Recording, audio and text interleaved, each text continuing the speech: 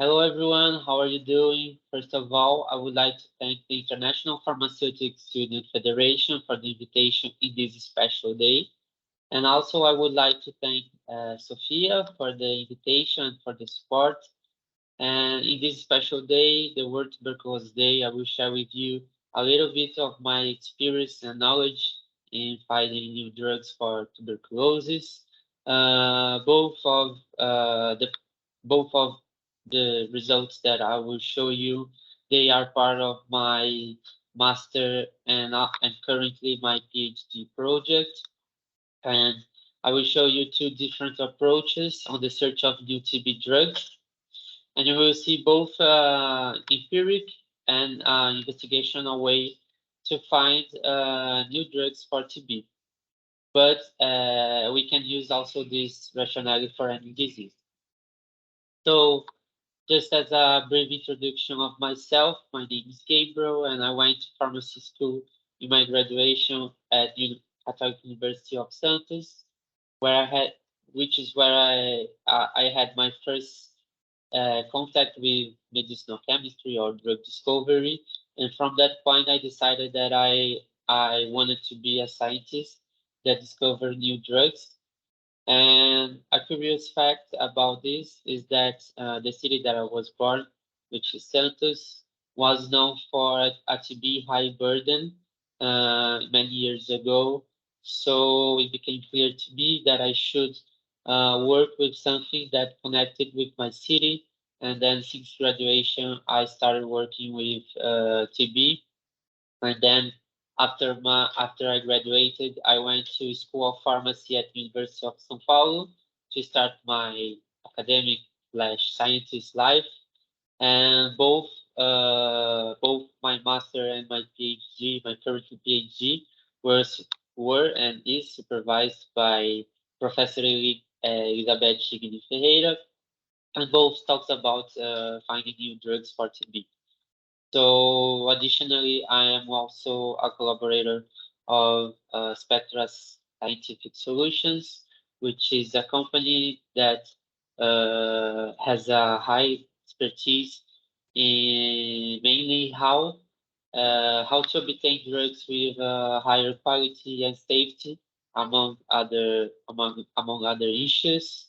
And just for you to know that our area of medicinal chemistry is a multidisciplinary area, so we can work in a wide range of areas like toxicology, immunology, biochemistry, microbiology, and so goes the list. So I will give a brief introduction about the disease and about its numbers. So we all know that tuberculosis is an airborne disease caused by the Mycobacterium tuberculosis, and its spread is made when an infected person sneezes or coughs some particles containing the bacille in the active form. So when if someone breathes that particle, that person will be infected or will manifest the disease in a latent form. So TB mainly occurs in the lung tissue, but it can occurs in another tissues too. So TB is also known as a silent disease, and often people neglect its symptoms. Although also people uh, must not know that TB is one of the leading infectious disease that most kill patients per year. So a brief introduction about the numbers of TB. It was estimated that in 2021 that 10.6 million people fell ill with TB, which is a 4.5% increase compared to 2020. And among those new cases, it was estimated that 1.6 million people died. These combining non-HIV and HIV positive patients. And we also know that TB is a disease highly related to poverty. In Brazil, for instance, a total of 107,000 cases were reported in 2021 and led to 6.7 thousand deaths. And here we can make an interesting discussion because most of organizations or scientists believe that tuberculosis is not anymore a neglected disease, which I strongly disagree because people often forget that although the investment made to eradicate tuberculosis is higher compared to another neglected disease, it is not enough. And also people forget that tuberculosis still is a disease of neglected people, and this should seriously be counted because most of its patients doesn't have access to a full therapy or even a slice contact that could help them to cure the disease. So the first line therapy of tuberculosis is composed by isoniazid, rifampicin, pyrazinamide, and ethambutol. And although there is a cure, there is one big problem of this treatment. It's because of its long duration. So the first line therapy can last from 6 to 24 months, and it's given the administration of these drugs. So some new developed drugs have been added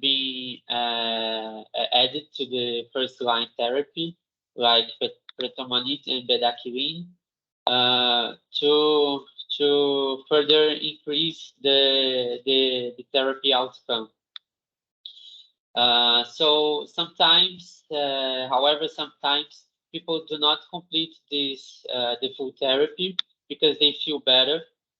When they feel better, they don't wanna administrate more drugs because of the adverse effects caused by the therapy. And but this is an issue because this could lead to a resistant form of TB known as MDR-TB when there is resistance to isoniazid and rifampicin, or RRTB when it's related only to resistance to rifampicin, and also XDR-TB that requires, which is the extensively drug-resistant TB that requires a more aggressive and expensive treatment, and also with a low percentage of cure.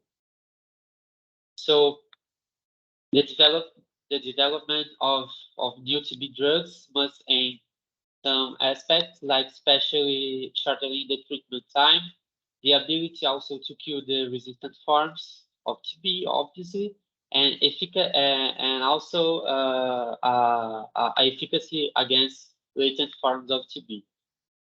There are some new drugs that have been developed in the last years, and they are in preclinical trials or clinical trials, and you can check this full pipeline here in this link. But I brought here some examples of new drugs being developed, like the TBA 7371, which is the phase 2 trial, and is a DPRE1 inhibitor, and this is an enzyme involved in the cell wall biosynthesis of MTB, and it was demonstrated a high in vivo efficacy against resistant strains, and also a safe profile. We also have here GSK 286 that is in phase 1 trial. This compound affects the MTB cholesterol metabolism. It was active against MDR and XDR-TB, And as you may know, or also may wonder, the fact that this compound affects the collateral metabolism, this reminds us of the latent environment of tuberculosis, because when the disease becomes latent, the bacteria environment is an environment rich of carbon sources like cholesterol, fatty acids, and also glycerol.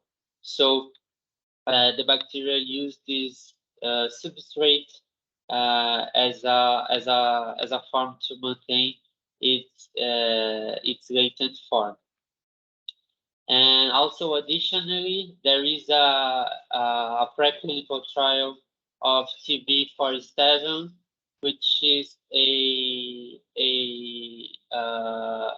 drug that targets the B subunit of cytochrome BCC, which is an oxidase enzyme, and also that plays an important role in many metabolic pathways, mainly when the bacteria is exposed to anaerobic conditions. Again, we are aiming here the latent forms of TB, and you will see further on this presentation why we should give importance to new drugs that can treat the latent forms.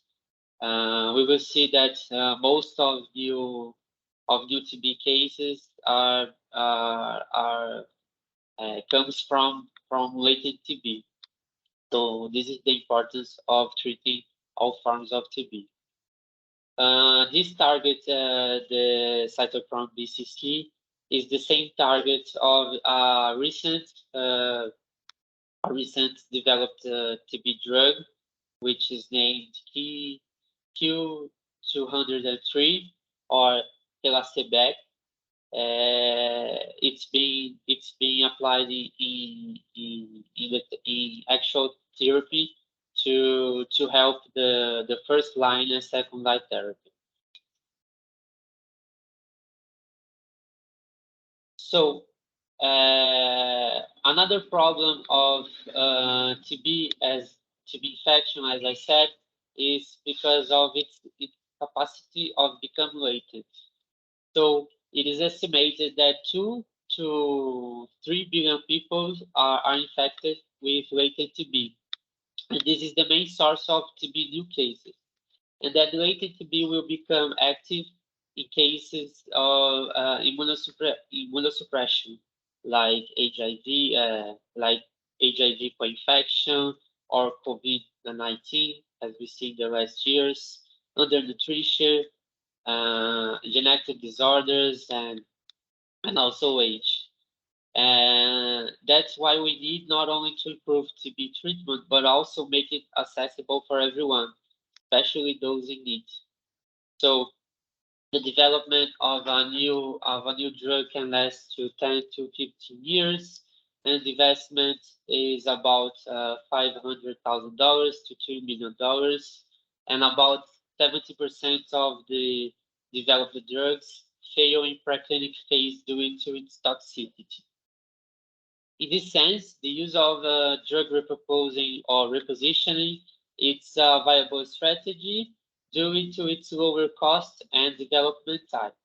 So the drug repurposing consists in the utilization of a market drug, a known drug, in a different target.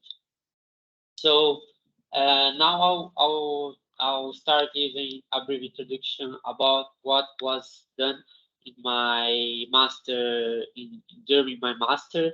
So we found that non-steroidal anti-inflammatory drugs presented anti-TB activity.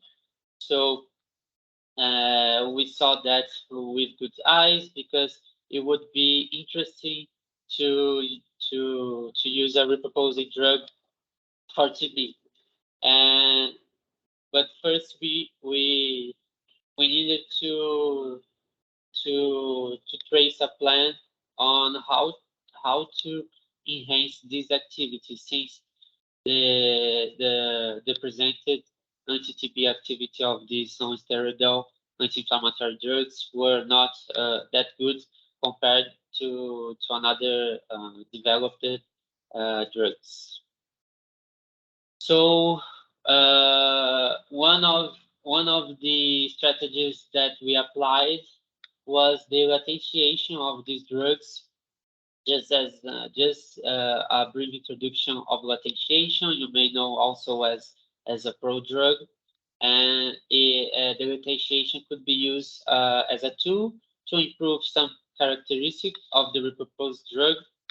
And as an example here is when an active drug has a pharmaceutical or pharmacokinetic barrier, and it cannot, it doesn't have a good efficacy, and so we can transform this active drug through molecular modifications into an inactive transport. So we bind this drug to a transporter, and so this time the prodrug can pass these barriers that were blocking it, and then through chemical or enzymatic release, we can release the active drug and also the transporter, if it's the case that the transporter has any biological activity. So the objective of latentiation is to enhance the pharmaceutical, pharmacokinetic, and indirectly the pharmacodynamics characteristics. So we thought in using Dendrimer as a drug delivery system for our repurposed drugs.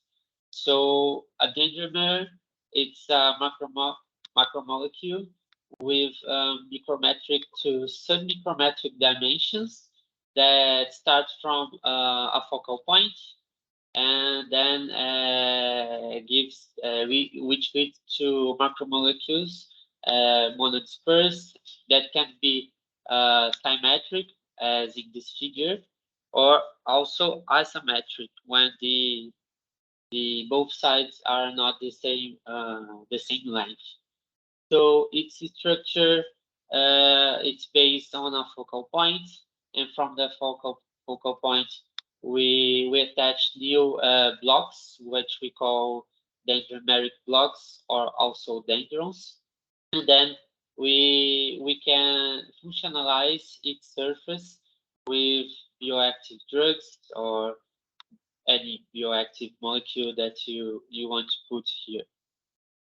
So the issue with this type of transporters is because each new branch that we create, we are also enhancing its toxicity. So there is also a problem about its synthetic procedure.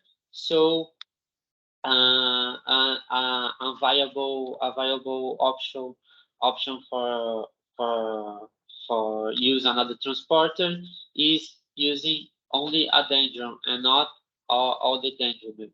The dendron is those branches that you are seeing here without the focal point. So here we only grow the dendrimeric blocks, and here we can bind some bioactive molecules. So the general idea of my master was knowing that TB affects most vulnerable people. We use latentiation for repurposing non-steroidal anti-inflammatory drug for TB in order to improve its outcomes. And also we added isoniazide to this transporter because we saw that the non-steroidal anti-inflammatory drug has a synergy with isoniazide. So we thought in mixing them in a dendron, and we also planned to give selectivity to this dendron by adding mannose molecule that would give other selectivity towards macrophages, since we know that the TB replication occurs mainly in pulmonary macrophages.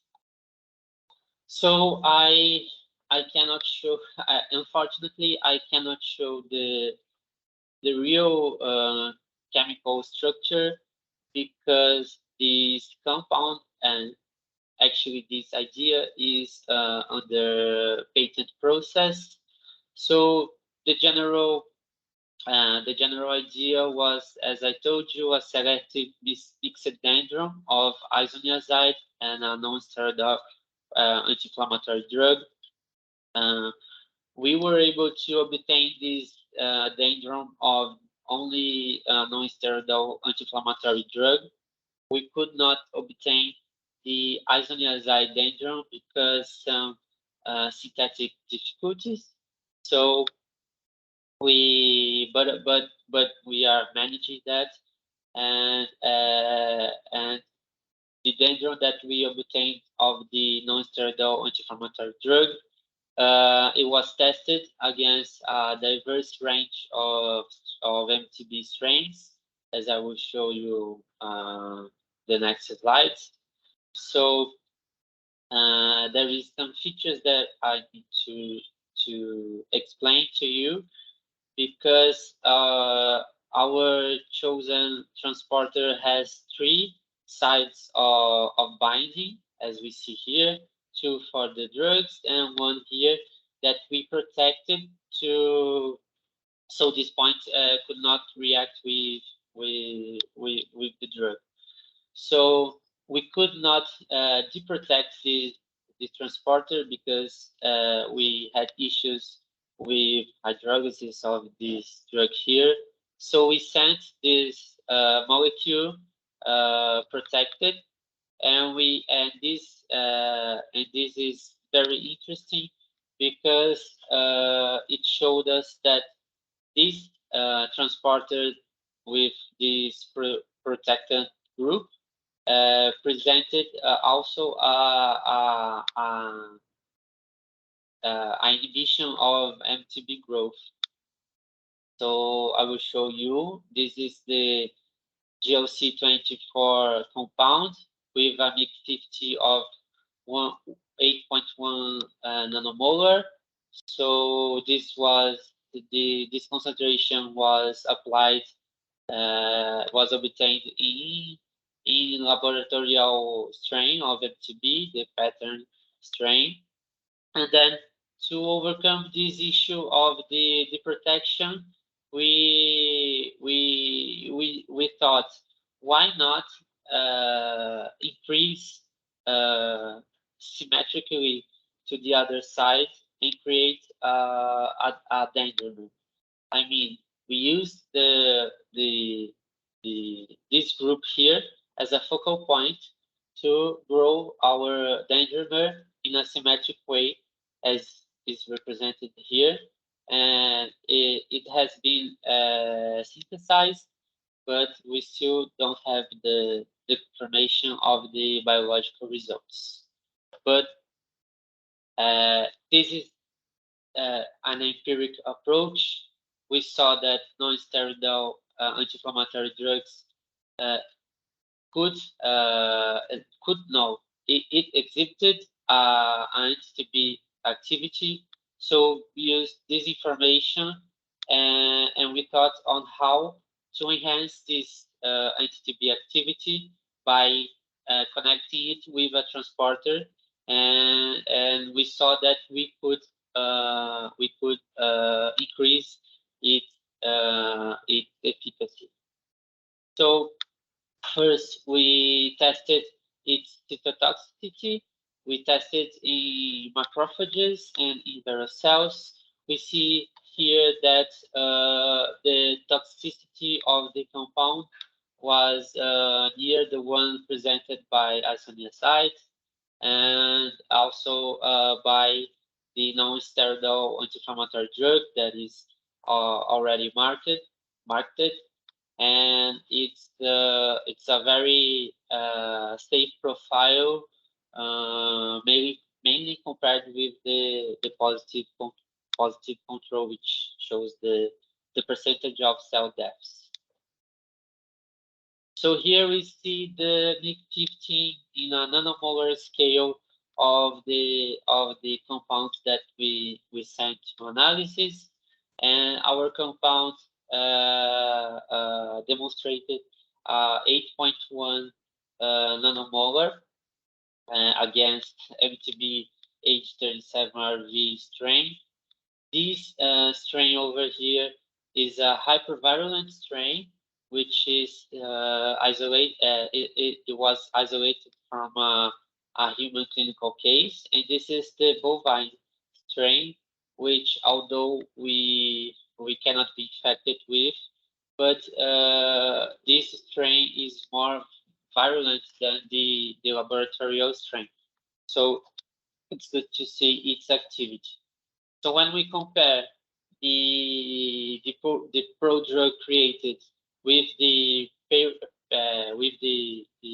parent drug, we see there is a huge increase in its activity, and also we saw that our transporter only without the drugs presented also significant activity against MTB growth. So we thought that we can use this transporter for binding with another proposed drugs for TB, or also with known drugs for TB that is currently used in the TB therapies. So this is an interesting finding that we could achieve during my master project. We also tested our compound in intermacrophage anti-TB activity. Here we infected the macrophage with the laboratorial strain and also with the hypervirulent strain. And we saw that our compound was able to diminish or lower the level of the macrophagic infection in the day 4. So here is day 0, day 4, and positive control, which didn't receive any treatment. So we saw that our compound was able to kill the bacteria without killing the host, which were the macrophages, especially compared with the positive control. Although in the hypervirulent strain, our compound was not able to lower this infection level more than the day 0, but it was capable of lowering when compared to the positive control, which didn't receive any treatment. So this was the project that was done in my master, and I will show you another way to search for new drugs for TB. This includes is inside my PhD project. So first of all, we should know the aim that we are targeting for the search of new drugs. In this case, we should consider that we want to kill the bacteria in its latent form. And in its latent form, what do we know about the environment? We know that the bacteria gets inside of what we call granulome. So this granulome is it's an environment rich in cholesterol, fatty acids, and glycerol. So it's an environment without glucose. So the bacteria don't have this substrate to produce energy. So so the bacteria, the MtB, it's a very smart bacteria, and it uses another source of carbon to generate its substrates. And in this case, the bacteria can use the glycerol from the medium to activate the gluconeogenesis pathway. So the MtB uses glycerol as a substrate, and then after metabolic pathway, this glycerol becomes fructose bisphosphate, and then it is converted to fructose 6-phosphate. So this substrate here is a precursor of peptidoglycan biosynthesis, which is extremely crucial for the virulence and the survival of the bacteria. And also this F6P can be converted to G6P, which is also a substrate for the pentose phosphate pathway. So the enzyme responsible for the conversion of the FBP in F6P is the Mycobacterium tuberculosis fructose bisphosphatase 2. So the fructose bisphosphatase is an enzyme that is coded by this gene, GLPX It's the enzyme that plays a unique role in the gluconeogenesis pathway because it's a unidirectional step, and the FBPase play a crucial role in MtB virulence when glycerol is used as a carbon source. So it was shown that a mutant with deletion of this GLPX gene exhibited that it is extremely crucial for growth and survival of the MtB in both chronic and acute infections.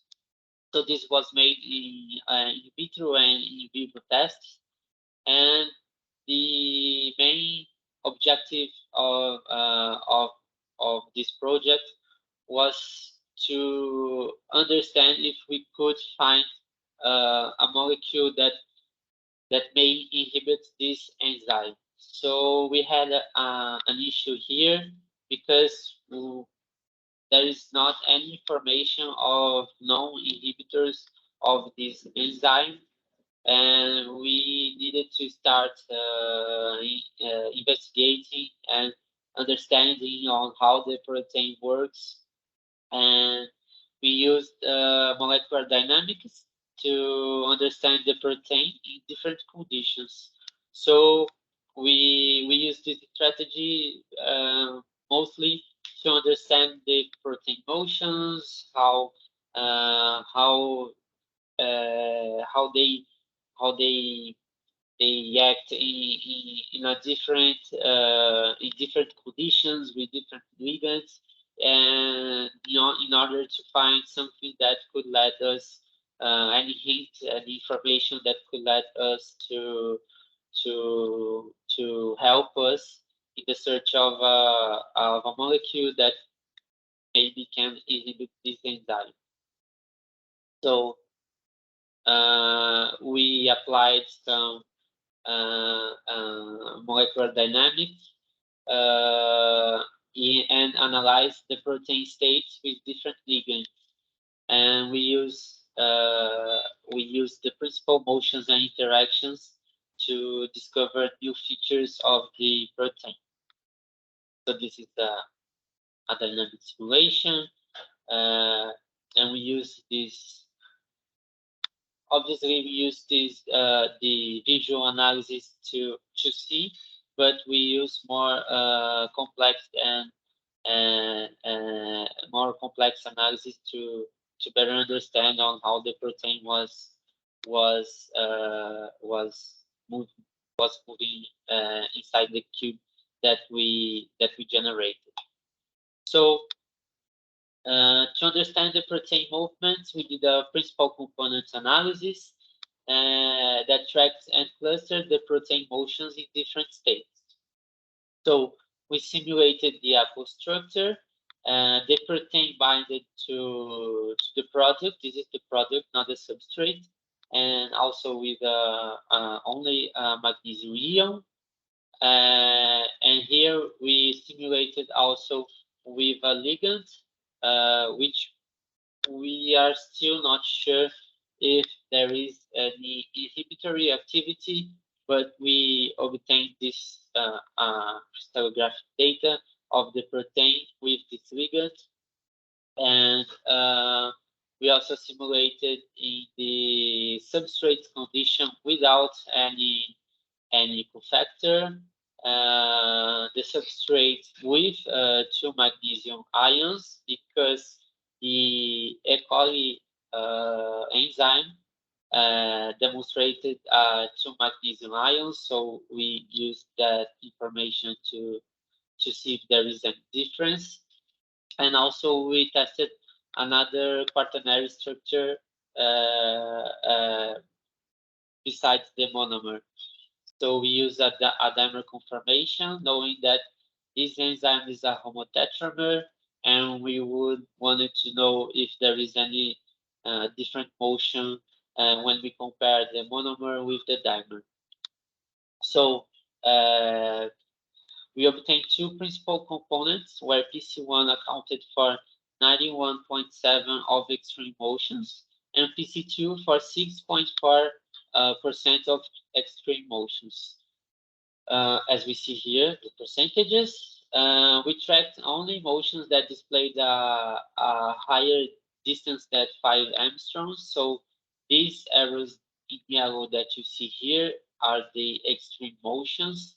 They are we generated these arrows only with motions higher than 5 angstroms. So we analyze these motions, and we get that these motions were clustered in a similar way without the simulations with the ligands. Only the apple structure simulation showed a different clustered motions. So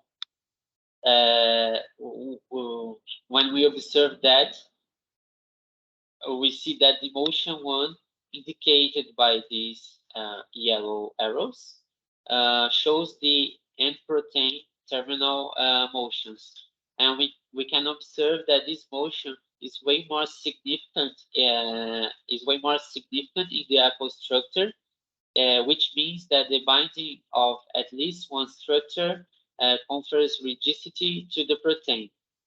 So we see here in this figure that only apple structure demonstrated higher than 40 angstrom distance of movement, and we can infer that at least the binding of one ligand led to a rigidity of conformation. So the motion 2, although is observed in all simulations, because we understand that this motion it must happen in any case. I mean, if there is any binding to any ligand, and we checked past works, and we saw that according to previous works, this alpha helix here over here, it contains aspartic residue that must interact with a threonine residue over here, which is the end of the yellow arrow.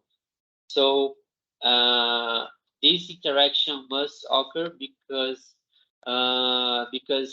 this aspartic residue will enhance the nucleophilicity of this threonine in this position, and this threonine, which is threonine 84, it is responsible for the catalytic it is the catalytic residue that is responsible for the remove of the phosphate on the position 1. So we could observe this in our simulation, and this is according to previous works.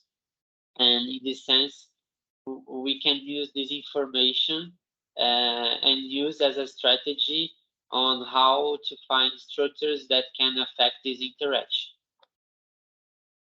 So we analyzed this motion too in all simulations, and we saw that the loop above the helix, where D27 is located, which is this loop over here, it's a flexible loop when there is no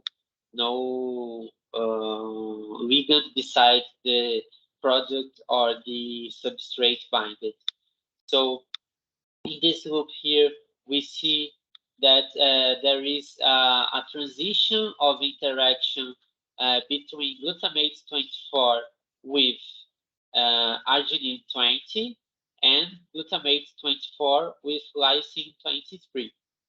So this transition of interaction is what makes the approach and also the distanciation of the aspartic acid 27 with threonine 84.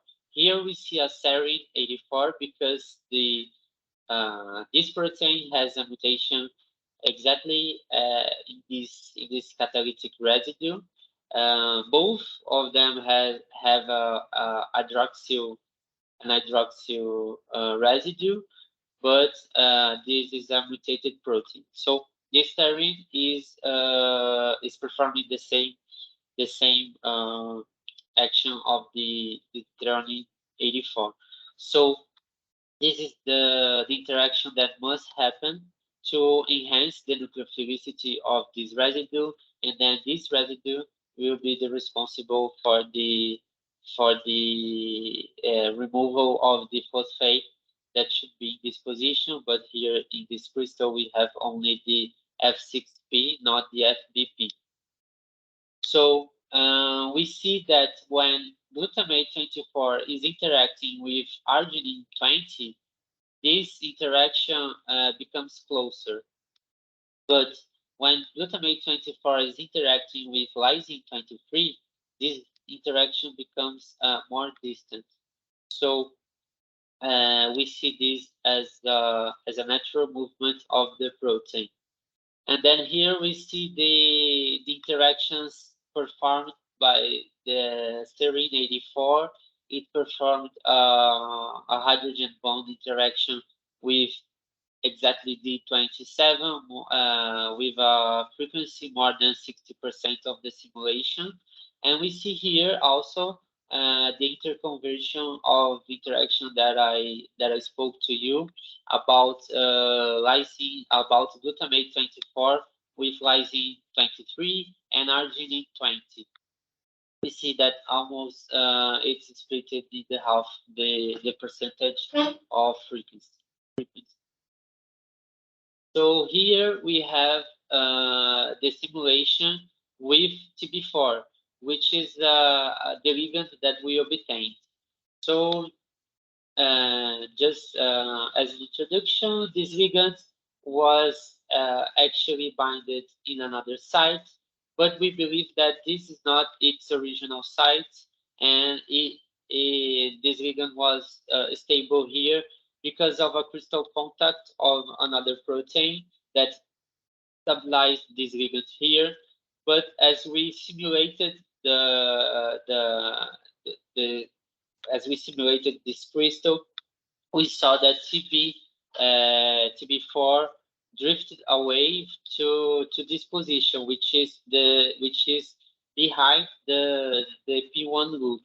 So we see here that when TB4 is in the adjacent site, we see that glutamate still alternating its its interaction with lysine and arginine, and that it's what makes possible the interaction between serine 84 and D27. But when TB4 drifts away to this pocket over here next to P1 loop, the glutamate 24, it becomes stable in this position here, interacting only with lysine 23. And then we observed that serine 84 lost its ability to perform a hydrogen bond with D27, as we see here. And the glutamate 24 also lost its interaction with arginine 20. So here we see that the binding of a molecule in this position confers a kind of rigidity to this loop, and then and this resulted in also a stabilization of glutamate 24 in this position, which does not favor the interaction that is needed for the enzymatic activity of MtbFBPase. So this conformation here that is caused by the binding of a molecule here is what turned to low the interaction between low and completely blocked, because we don't see here in the percentage of frequency between D27 and serine 84. So this information is an information that can be used on the search of molecules that can inhibit these MtbFBPase. So this information will be used on the screening of drugs that can bind here in this position, and then we will see the results that will be given to us. So these are the projects that I work, and I am currently working during my academic experience. And as you may notice, they are very distinct one from another, which means that there is a lot of methods and tools that can be used in the pursuit of a new drug for TB. If you have any questions or comments, please feel free to contact me on my address over here. And thank you all for your time, and thank you again to the International Federation of Pharmacy Students for inviting me.